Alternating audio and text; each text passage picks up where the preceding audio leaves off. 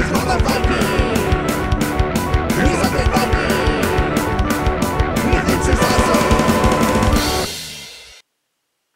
everyone, it's me, Undead Viking. I'm here to review another game for you. The game in question is called Warband, and as you can probably guess by the name and the art there, this is a fantasy-themed game of, well, war and conflict. Now, you might be thinking, is this going to be a game of fighting and what have you? Well, technically yes, but it isn't the players fighting each other. The theme of the game is that each player is going to control a fantasy race, and there's a bunch of them, and then you get to pick one of these or draw randomly or whatever. And it's the idea of, in this fantasy world, that there's this, normally all these races war against each other and constantly fighting, but there was an ancient foe, evilness or what have you, Sauron or whatever you want to call it, came up from the depths, and everybody had to work together, put aside their grievances and work together to defeat this common foe. And so they're in the process of wrapping up the war, basically. And so as these last battles occur, each race is trying to make a name for themselves, technically victory points, and the person that is able to make the biggest name for themselves, the most victory points, will win the game. Now, this isn't a game where the evil can win. You're going to defeat it. So this isn't like some sort of semi-cooperative thing. So what it is that you're mopping up these armies. And so what you're trying to do is you're trying to make sure that you're putting yourself in the best position to do the most damage to the enemy, basically taking cards, like killing off the evil last remnants of this evil empire.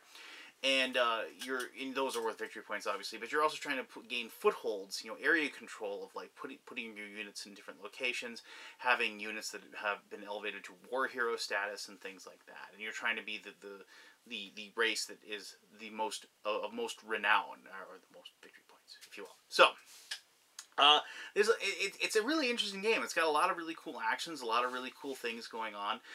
Some of the things I've definitely played in other games, but they kind of present it in a new way, and the theme really connects with everything that's going on. But let me show you how to play Warband, and then we'll come back and I'll tell you exactly why I like this one, and then somewhere along the way, as always, maybe you'll figure out if this is a game you think you want to back, and then you can get a copy of yourself once it is published. All right, cool.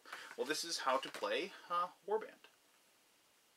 Here we have the game of Warband. Okay, so you can see that there are two player boards here. This is the player board that is going to show the different battles that are ongoing, and so when you do a fight action, you will do your battles over here. There are 4 battlefields, and only 3 of them will ever be occupied at any one time. Right now, these are the beginning armies. The beginning battles are kind of weak, but those are they have a green background.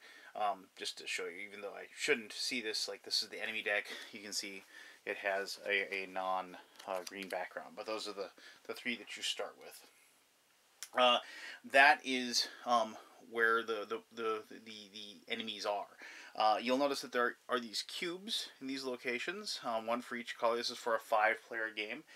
That's where the beginning cubes, those are scouts, and for each cube that you get to put in there, that's another scout. And scouts have lots of different powers and abilities, so it's really important that you actually get scouts out there, because depending on where the scout is and which battles that they can affect, so like whereas this scout here in Coldrum can affect this battle here at Threll's Gap, this scout here in Shinaru can affect both the one in Threll's Gap and also this one in the Guardians of Vithra. I don't want to know where they came up with all these names. They're pretty cool names, but I'm sure there's some rhyme or reason behind each and every one for the designer. But regardless, so you can see that can affect both of them. But you notice that there's these points here: 4, 3, 3, 3, and 4. If you have the most scouts in those areas at the end of the game, you get that victory point. So like if the red had most, they get 4, and 3, 3, 3, and 4. So pretty straightforward as far as that goes. I set up a 5-player game, so you can see there's a turn track here. With 5 players, you have 5 turns. 4 is 6, 3 is 7, 2 is 8. So there you go. that's that. Now, this board over here, and this is a little confusing the first time I saw it, and just don't worry, but it's really, really good. And they made a really good job with all the arrows and everything. It all makes sense. Basically, you'll be putting units. Everybody starts with the 20 cubes, and they put 12 cubes on their player board like so, and you'll be taking cubes off of this as the game goes on. You also put 1 cube over there as far as that goes. So this is one of those cool things I like, since these cubes represent your scouts, and also your armies. It's like a finite amount. So you'll be like putting cubes over here as scouts, but then you also need cubes over here for your armies, and as they move up this little chain, they might get, you know, killed, or they might get wounded and go to this area over here. Or sometimes if you get up to like the honor guard, what'll happen is then they retire as war heroes, and then you lose them. Basically, they're worth points at the end of the game, but it's one of those cool things that you have to make up your mind as far as what you're going to do with this finite number of cubes that you have. But anyway, you know, when you get them on here, like that would be an infantry. Then like you can upgrade them to heavy infantry, and you can upgrade them to honor guard. And you can see that costs a coin each time that happens. And also you can move them back and forth. You know, your infantry can be cavalry, it can become an archery, and that's important because the reason it's important is because each one of these armies, these evil armies over here, will tell you what it takes to be able to defeat them. And so you can see here, in this case, like the platoon requirement, you have to have this guy, which is cavalry over here, that has a mace, and you have to take this times how many victory points is worth, 2. So there has to be in the Warband. That's where this gets named. This is everybody, because everybody's going to have cubes in here. There have to be at least 2 of these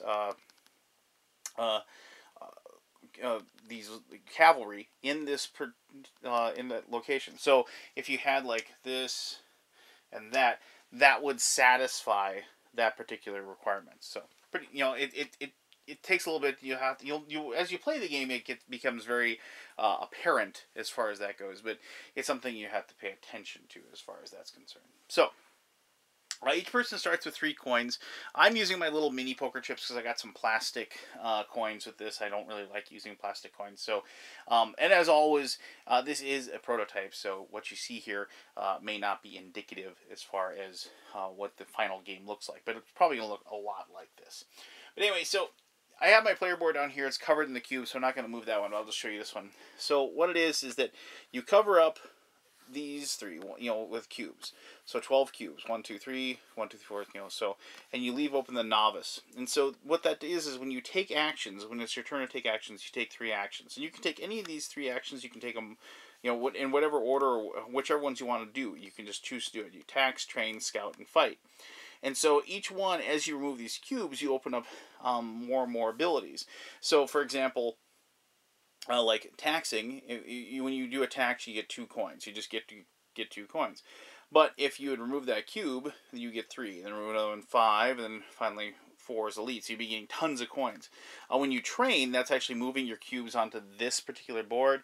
Like 1, you get to move 1, and then 2, 3, and then 4. So you can see, like, you know, as you remove those, you get to remove 1 at the beginning of each one of your turns. And so remember, since you're only going to have, like in this case, 5 turns, you're going to have to actually kind of plan ahead what your plan is. Now, I should mention, and I forgot, I do apologize, depending on how you're going to play the game, each person is going to get a fantasy race, and they have different powers. So, like, Elementals are never required to send units to the Medica during fight actions. That's pretty good power, right? Elves and scouting, elves reduce their total action cost by 2 gold. That's pretty good, you know. And so Minotaurs can protect any number of the units from casualties for 1 gold each, with or without adjacent scout units. So that's one of those things. Scouts can protect units in that area. So, like, if there's a battle, and this scout can protect units in this, normally you would, you know, they have to pay gold to do so. But with or without adjacents, but they cannot protect units in the honor guard. But, you know, so this is one of those things where the Minotaurs have the ability. So each one of these guys just, you know, has a different ability. You can, you know, pick randomly. You can just draft it. Do whatever you want to do as far as grabbing those. I'm not really going to show you each and every one of them, but you get the picture. You know, you basically have your race has its own ability, its own power that makes it different and then gives it a little edge as far as that's concerned. So, when you take your turn, and like you determine the first player, however you're going to determine the first player, the first thing you do is you remove one cube. So, like if you remove that, from you put that cube then in your reserve. So now you have another cube that you can use for armies or for scouts or whatever. And then you're going to take your 3 actions. So, and you remove one, then somebody else removes one, and so on and so forth. You remove it, you take your actions, and the next person goes. And so you can do, it isn't a 1 by 1 by 1 kind of thing. So, it's kind of like I get done, then somebody else does their whole thing, and so on and so forth. And it's actually kind of neat because of the fact that, like, the fight action, and which is going to take probably the longest to explain everything about it, because it is it's kind of a more prolonged situation than any of the other ones. It's like the battlefield will constantly change. So the battlefield will look like this for like this first action, but usually by the time it gets back to like the 5th player, some of these evil armies are going to be gone because they've been defeated, and so there's new stuff out there, and so you're going to have to be like this constant flow, this constant change of moving your units back and forth, and so on and so forth. So, like an action of scout, you can put for 5 coins. You could put one of these cubes. I should start with I explained the tax. So, like, let's say the first action this person did in their turn was the tax. So they get those 2 coins, and I'm sorry, 3 because they took that ability. And then for the second action, they decide they're going to scout, and so they're going to pay 5 coins. So you just pay 5 coins like so, and then they're going to be able to place 1 cube out there. Now, if you can see, as you remove, you remove these, then you can, so to get 1 cube out, you can pay 4 coins. To get 2 cubes out, you can pay 9 coins, and so on and so forth. Up to, like, the final one, you can get 4 cubes out scouting, and it costs you 14. So you can see, like, it steadily decreases the cost, but also you can increase the number of cubes that you can put out. But anyway, so, like, then Red wanted to put a cube out there, just because of the fact that, going to be able to affect those 2 units as far as that concerned. But, as I said, the fight action is probably, you have to basically, you could probably theoretically play the entire game without ever doing a fight action, but your chances of winning the game are probably nil, due to the fact that the fighting is where you get most points, because you get the points from killing the evil armies, and also for getting your guys elevated into war hero status. But regardless, I should show you the train action as well. When you train and you place a unit, say you place units like this, if you have the majority, you also get to take one of your meeples and place it like so, and you are the captain of that particular infantry. So, and then if another person came along and put one in there, they wouldn't get to be the captain until they actually exceed you. So if they put one in there like that, then you would remove this meeple and you'd replace it with that one, like so. When you do the train action, it should be mentioned that, like, depending on the number of cubes you can move, whether it is 1, 2, 3, or 4, that can be one cube that you move 4 times. That can be if with 4, 2 cubes you move 2 or whatever. It's got to be like, but it's only 4 moves. And so, like, if you had 4 moves, you could place an archery and a cavalry and maybe like 2 infantry like that. But he wouldn't take over that location like so. Whereas if, like, blue had 3, they could go like this, and then they could pay a coin. You can see it's coin to move it into heavy cavalry, and that would be 1, 2, and then like 3 for that particular. But notice how he's heavy cavalry, so now he can go ahead and put his captaincy now. Now, the reason why the captains are important is that when you do a fight action and you use that part of the warband, you have to pay the captain a coin, or you have to pay them coins to be able to, basically you're paying them for their services. You're paying them because they're leading the army in the battle. And so that's something you have to bear in mind when you do that action. However, one of the things about it is that as you increase the fight action, not only do you have to have one less, like at this level and this so forth, -1, -2, -3. That is how many cubes less that you have to satisfy the battle that you're going to be undergoing. And it also is the number of captains you do not have to pay if you don't happen to lead those particular armies. So, like if you had it up here, you could count 2 less cubes to satisfy the battle, and you wouldn't have to pay 2 captains any gold for the right to, like, as they lead the battle and lead the forces into battle against the evil. I know there's a lot of rules that go on, but trust me, as you play the game, it becomes really apparent and really obvious as to how the game flows. It's definitely one of those games that the first time you play the game, you're probably going to be checking the rules again a few times. But like, especially when you do the fight action, because the fight action is the action that has the most things going on to satisfy it. So let's show you how a fight action actually works. So regardless of who decides it, they decide, okay, we're gonna fight. Like, let's just say the red player at this point, they're gonna fight, like, you know, and they're gonna have to see if the Warband is able to destroy all 3 of these. Like, they can fight these 3 successfully, but you're only gonna actually kill off 1. I'll explain that in just a moment. So what it says is these are all 2 victory points, and 1 is archery, 1 is infantry, and 1 is cavalry. So there has to be at least 2 in each of these 3 things. Now, heavy cavalry can either be a heavy shield. Some of the enemies that you get later on will have the shield as an icon that you have to satisfy, or they can qualify as one of, you know, a mace, a bow, or the swords, but they can't be both. So in this situation, if you decided to fight, yes, you do satisfy, because you need 2, and you need 2 victory points and the icon. Easily can affect all 3 of them. You're good to go. So you check whether or not you're able to defeat that, and yes, you can. Sometimes you will have things double up. So like it'll say you need like 4 cavalry or whatever, then you do have to figure out that you have that or whatever. So next you have to do is you have to pay captain's wages. I just explained that.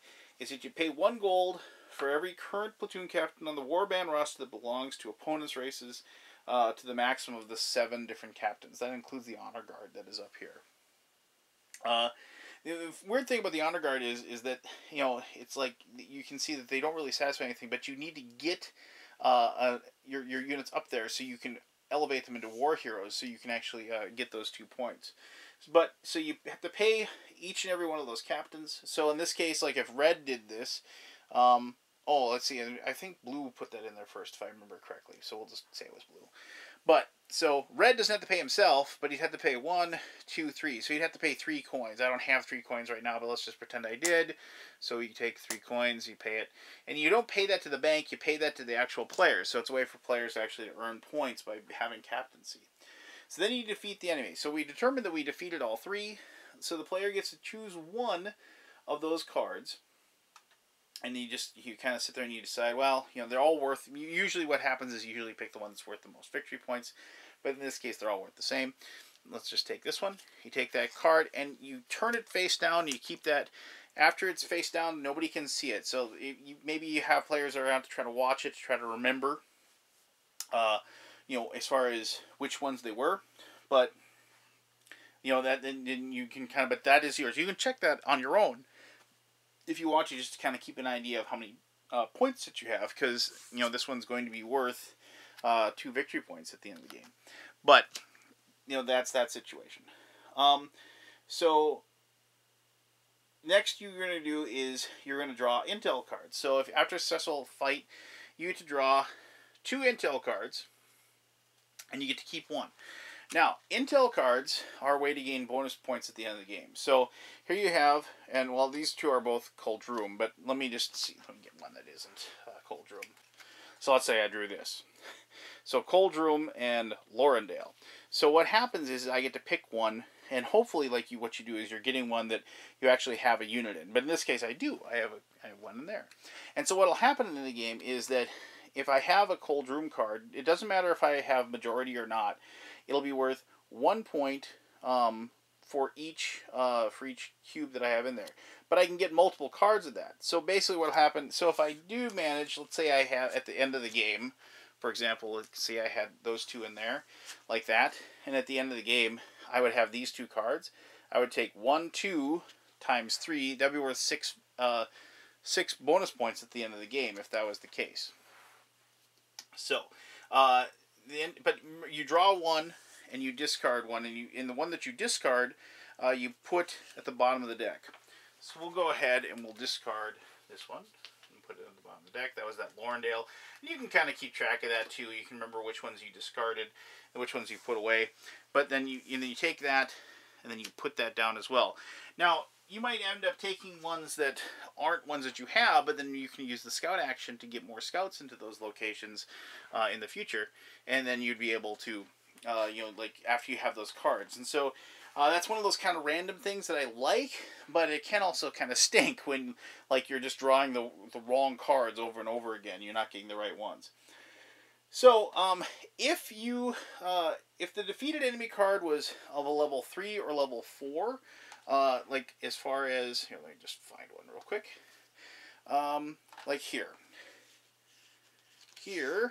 is a level 4, because these 4 victory points over here. I'm outside. So when that happens, a level 3 tells you that you have to put one of your reserve units into Medica. Or, if it's level 4, you have to put 2 units into Medica. Now, if you have, though, the one that you took, if you have a scout that is in that near the location, you'd be able to prevent, for each scout you have, you're able to prevent one of your units one of your backup units going into Medica. In this case, I wouldn't if that had been a level 4, but it wasn't. But so that's one of the things that scouts can do, is they can prevent that from happening. They can prevent your reserve units from being damaged and going into Medica. And then if you notice Medica, you have to actually pay 2 coins to remove them from that, to get them back into your reserve pool for you to use. You'll also notice it says -2 up here. If at the end of the game you still have units that are in that area, they're worth -2 points each. So you can heal your units in Medica at any time during your own turn. So like it's one of those things where after you do a tax action, you can take them back or something like that. So you do have to plan accordingly. You can't just do it as soon as you get the coins, like somebody paying you for captaincy or something on their turn. So you need to make sure that you get those back before the turn is over. So finally, you have to go through the process of assigning casualties. Now, this is probably the most difficult part, because you have to actually go by determination as far as the captains of the different warband areas, the different warband platoons. They're the ones that are affected by casualties first. To determine the casualties, you have to actually look, and I shouldn't have gotten rid of it right away, but you have to actually look at the card, and you can see the casualties here are going to be 2 cavalry. Now, this is one of those things that when it comes time to choose which card you have, you can actually use it to try to hurt other people, and you can actually kind of hammer on people a little bit by choosing the one that's going to affect something that they may have a lot of units in. Now, this is actually not the best choice I could have made, because what I should have done is technically, and I'm going to just do that so I can show you how it works. Like, let's say like you actually took the one that affects infantry, because the red actually has pretty much the only person that was going to affect that. But let's say yellow, they thought yellow was getting a little bit too big for their britches, and so they took this one, and so the damage is going to be 2 units of the infantry. And so when you have that, what happens is that you look at the infantry, and you look who's the captain, and the captain is yellow, and so they're going to lose 2 units of that platoon, and they're the ones that it's going to happen to. Now, this is where once again scouts come in handy. So the battle of this took place at Threll's Gap. So the scouts that can affect it are both in Coldrum and Shinaru. Well, yellow has a scout in Shinaru. And so for the cost of 1 coin, they can prevent 1 loss of what they have. And so when the situation is there, then they can prevent losing 1 by spending a coin, which they're going to do, and then they're going to have to lose 1. And so then that goes up into Medica like so. Now, because there is still 1 casualty left, now the person, they get to choose who it goes on to. And so because they want to get me back for doing that, they choose red. So red's going to be affected by it. So red then can go and say, well, I am going to pay, because I have a scout here, I'm going to pay a coin, like so, and I'm going to prevent that loss as well. So who's left to take the last damage? It's going to be black, unfortunately, and they don't have any scouts to protect against it. And so they're going to lose 1 as well. And so then that one would go up here into Medica. Now that the casualties have been assigned, we then go on to what's called the Redress Cards. And you notice these are up here, and you might have been wondering what these were. Basically, what happens is if you lose units to casualties during combat, anybody who loses that... Anybody who controls a race that received 1 or 2 casualties during this fight draws 1 card from the top of that deck and places it face down. Of course, they can look at it to see what they are. And redress cards basically give you a little power or ability. Like this one, Steel. Play before step 3. Defeat enemy of any player's fight action. Take all gold but 1 from any enemy card immediately. Now, this will make more sense here in just a little bit. But with the units, the armies that don't get killed during that fight action, they will get coins placed on top of them like so, because they raid and pillage after the fact. And then if you are the one that defeats them after the fact, like, you get the coins as well. So it's kind of like one of those things where, like, I hate to mention this game because I don't really like it that much, but Small World, like, you know how, like, you'd put more things on the like undesirable stuff that nobody wanted, so that finally makes it actually useful to take. It's kind of the same thing. If there's maybe a low victory point total thing out there that nobody's taking, eventually it has so many coins on it that you'll just want to take it because you want all the gold.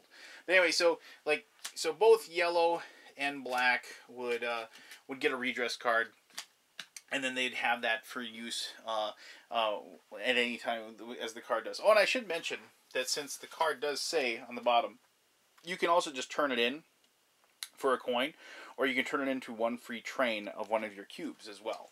So you don't have to use the card for the ability that's on there. I already told you about the raiding and pillaging, but I should say that that you do before that, you do salute war heroes. Now, if anybody actually pays, like let's say white here actually had an honor guard there, and like so. And so then the captain is there. So after the fight, whoever is the captain of the honor guard now has the ability to elevate one of their honor guard into the war hero faction. That'll be worth 2 points at the end of the game. Only the captain gets to do that, however. And so, and then as you can see, unless yellow gets one up here, this one is actually going to have to leave before the captaincy will switch over to the yellow, before then they can actually get their cube over into the honor guard as well. Now that's when you'd raid and pillage and add those coins like so. And finally, you draw a new enemy. And so what happens with the enemy is that you go ahead and you place it not in the battle that just got defeated, but you place it in the spot that didn't have one at the beginning of the fight. And so this one is a level 3. So it will cause you to actually lose 1 reserve unit or whatever input in Medica if you defeat it, because you can see that, you know, scouts, it tells you how many scouts you have to avoid that damage.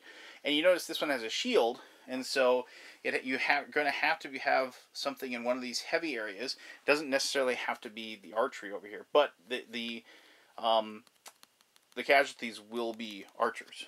And so you go ahead and place that there, and that would be finally finish off the fight action.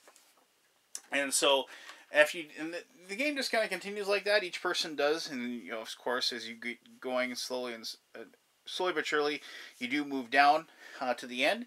Once you get to the end of the game, after everybody's taken all the last action, you just total up the victory points. You total up the victory points as far as like how many enemies, all the victory points of the cards, the things you killed, the war heroes that you have.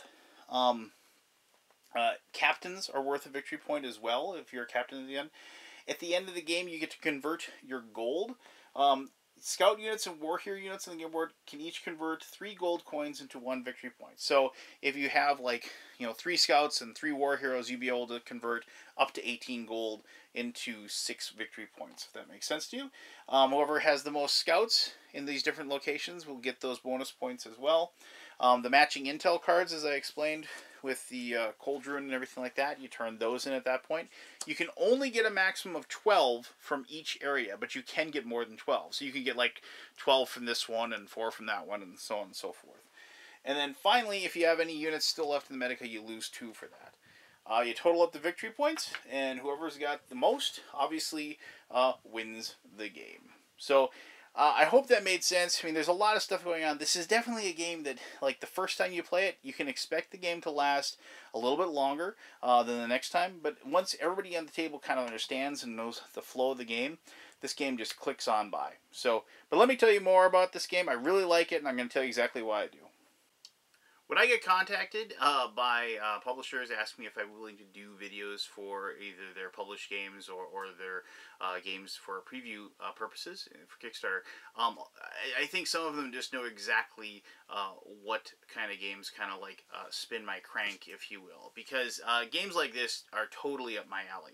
I love the theme as far as the fantasy theme goes. I like the whole variable player powers thing. I've always enjoyed that. I think that's so cool when you have a certain race that gets a certain bonus, and then so that changes the way you play it the next time. So if you have the elementals where they can never really have their reserve units ever go to the medical station, that's something you can play with. You can do that. The halflings get extra gold every time they attack, so that's something you can play with and use that to your advantage. Stuff like that. I love changing up my strategy and dependent upon what the power my race has. And then I like how certain races just kind of feed into certain ways of playing the game and stuff in certain ways more than others.